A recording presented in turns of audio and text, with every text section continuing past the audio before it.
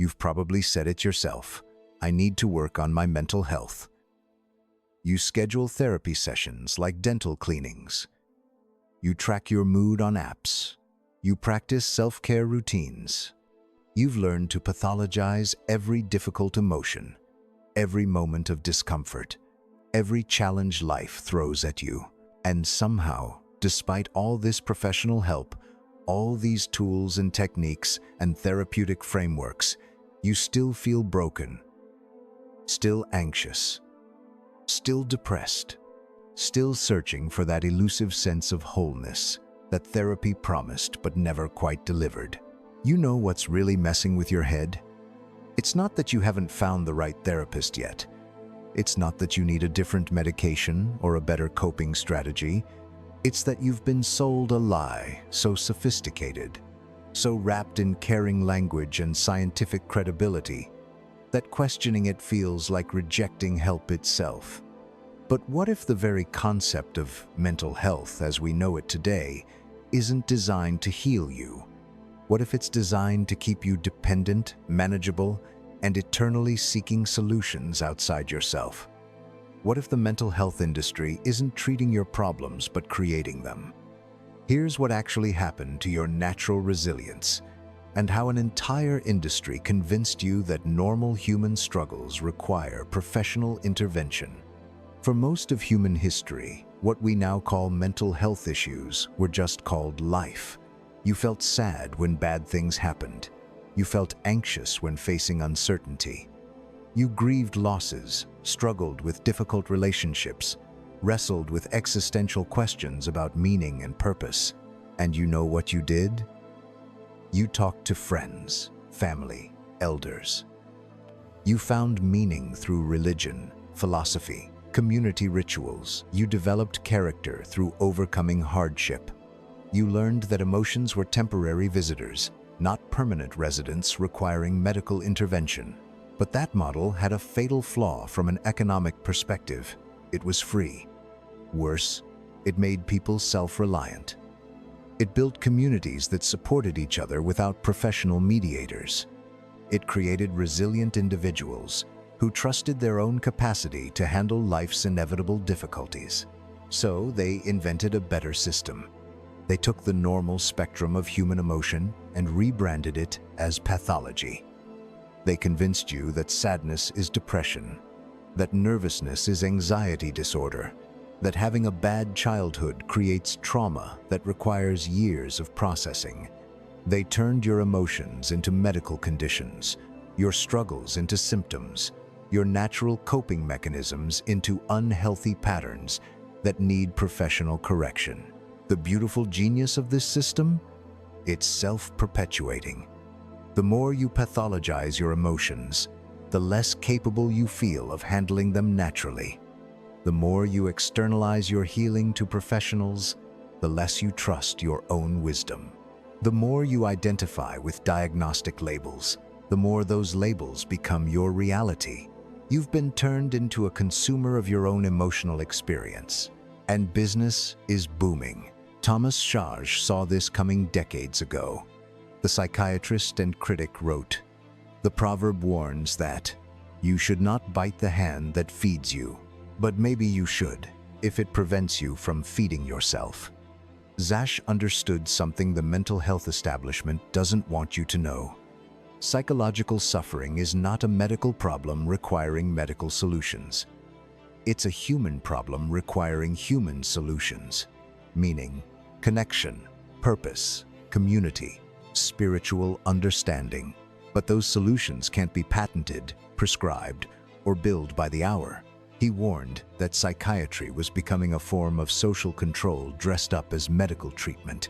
That by medicalizing normal human struggles, we were creating a society of people who believed they were fundamentally broken and needed professional fixing. Look around. How's that prediction holding up? Schaage wrote, "If you talk to God, you are praying. If God talks to you, you have schizophrenia." What one culture calls spirituality, another calls mental illness. What one generation calls character building, another calls trauma. The mental health industry has convinced you that their current understanding of psychological wellness is scientific fact, when it's really just the latest cultural interpretation of human suffering. And like all interpretations, it serves certain interests while harming others. So what does this look like in your actual life? You've learned to fear your own emotions instead of experiencing them. When you feel sad, instead of asking, "What is this sadness teaching me?" you ask, "How do I make this stop?" Instead of seeing difficult emotions as information about your life circumstances, you see them as symptoms of your broken brain chemistry. You've outsourced your emotional intelligence to professionals who see you for 50 minutes a week and think they understand your life better than you do. You've replaced your intuition with therapeutic frameworks. You've substituted your natural capacity for growth through struggle with endless processing of why you struggle. You apologize for feeling things. You medicate emotions that are appropriate responses to difficult situations. You've learned to distrust the very psychological mechanisms that evolved to help you navigate complex social and emotional realities. Most tragically, you've lost faith in your ability to heal yourself. You believe that without professional intervention, you're doomed to repeat patterns, stay stuck, remain damaged. You've forgotten that humans have been successfully dealing with psychological pain for thousands of years without therapists, without medications, without the mental health industry. Your ancestors faced wars, famines, plagues, and personal tragedies that would send modern people straight to the emergency room for psychiatric evaluation. They built civilizations, created art, raised families, found meaning in suffering. What did they have that you don't? They had something the mental health industry has systematically destroyed: confidence in their own psychological resilience. Here's the deeper game they don't want you to see. The mental health industry isn't just making money off your suffering. It's creating a society of psychologically dependent consumers who believe they need professional permission to feel okay about their lives. Think about who benefits from a population that doesn't trust its own emotional wisdom. Employers benefit when workers see job stress as personal anxiety, requiring medication rather than systemic exploitation requiring collective action. Governments benefit when citizens see social problems as individual mental health issues rather than political problems requiring social solutions. The pharmaceutical industry benefits when normal sadness becomes depression, requiring chemical intervention. The therapy industry benefits when normal life challenges become long-term therapeutic relationships. They've convinced you that seeking help is always wise and self-reliant, coping is always denial. But what if the opposite is true? What if constantly seeking external validation for your emotional experiences is actually what's keeping you psychologically fragile? The system perpetuates itself through what therapists call psychoeducation. They teach you their language, their frameworks, their ways of understanding yourself. Soon you're speaking fluent therapy speak, seeing your life through diagnostic lenses, interpreting every relationship through psychological theories. You become fluent in your own dysfunction. And somehow, the more psychologically educated you become, the less psychologically capable you feel. This is the predictable result of replacing your natural emotional intelligence with professional psychological frameworks. It's like replacing your innate sense of direction with GPS, then wondering why you feel lost when the technology fails. The mental health industry has done something unprecedented in human history. It's convinced people that their natural psychological responses to life circumstances are diseases requiring treatment. That normal emotional struggles are evidence of mental illness rather than evidence of being human. But here's what they really don't want you to discover. Most of what they're treating isn't mental illness. It's spiritual emptiness, social isolation, economic stress, existential confusion, and the normal pain of living in a society that's forgotten how to create meaning, community, and purpose. You can't therapy your way out of systemic problems. You can't medicate your way out of meaninglessness. You can't process your way out of a culture that's fundamentally toxic to human psychological well-being. So how do you reclaim your natural psychological resilience? How do you stop being a consumer of your own emotional experience and start being the author of your own healing? First, stop pathologizing your emotions. Sadness isn't depression. Anxiety isn't a disorder. Anger isn't a management problem.